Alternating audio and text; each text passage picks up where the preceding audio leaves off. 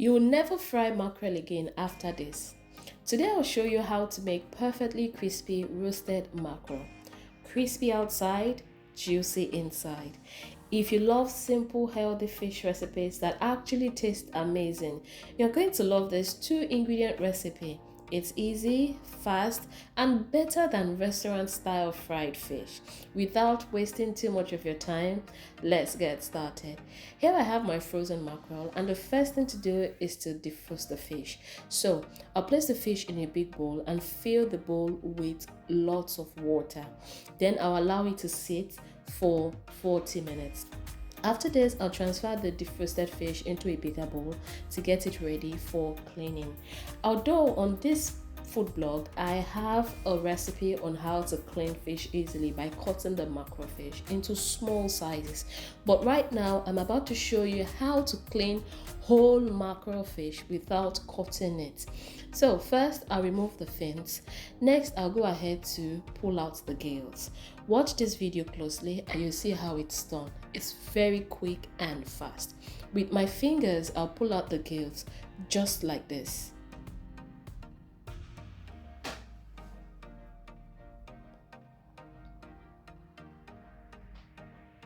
Now that that's done, it's time to remove the fish insides. With the pointy parts of my knife, I'll cut open the fish side, and then with my fingers once more, I'll pull out the fish insides.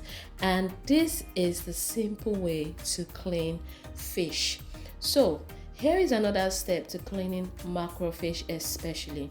After pulling out the fish insides, there will be blood clots in that side. So with the pointed tip of the knife again, I will go in and scrape out that blood clot just to ensure that the fish is nice and clean and ready to be roasted. So if you're watching this for the first time, let me know what country you're watching from. Also, I like to ask you, do you prefer fried fish or you prefer roasted fish? Let me know in the comment section. And for my new viewers, welcome to my food blog. I post simple, easy recipes regularly.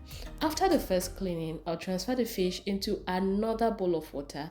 I'll cut off the tail and I'll show you what the fish looks like now that I'm doing the final cleaning, so that you have an idea of what your fish should look like when you replicate this recipe. As you can see, everything is looking nice and clean, and it's time for the second ingredient. Remember, I said this is a 2 ingredient fish recipe. The second ingredient is salt. I'll sprinkle half tablespoon salt on the fish, and I'll also ensure that it gets to that inside part. Now with my hands, I'll rub the salt into the fish to make sure it's well seasoned. After this, it will be time for roasting.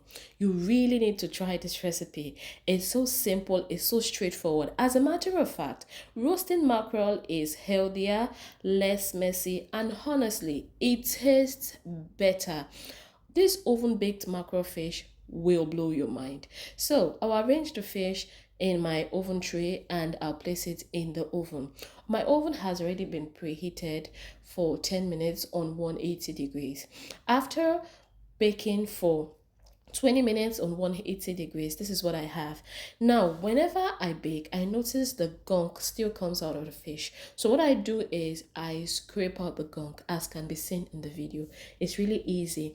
Now I'll put it back in my oven and then I will bake it again for 20 minutes. But before then, I'll turn the fish to the other side to ensure that that side is nice and crispy as well. And while I continue, I'll share with you one major cooking tip that would have your fish thoroughly cooked, looking crispy and very juicy on the inside. And what's that tip? After baking again for 20 minutes on 180, bring it out, turn the fish again and bake it again for 10 minutes on 180. Do this twice and you would have this delicious and amazing result. Crispy oven baked mackerel fish is ready to be enjoyed. Now take a look at how lovely it looks. One thing I like to say is the crispy outside gives it that lovely crunch, while the juicy inside makes it so irresistible. You just keep munching and eating because it is lovely. If you've enjoyed this recipe, comment below. Do you prefer fried or roasted fish? And don't forget to subscribe for more easy recipes like this. Now, let me quickly show you how to store your fish, especially if you are not eating it immediately, because this fish is so delicious in soups as well. First, remove the bones and then neatly arrange them in your Ziploc bag and put it in the fridge to be used much later. Thank you so much for visiting my food blog. Don't forget to like and subscribe, and I'm so happy that you're here. Till I post my next video. Bye.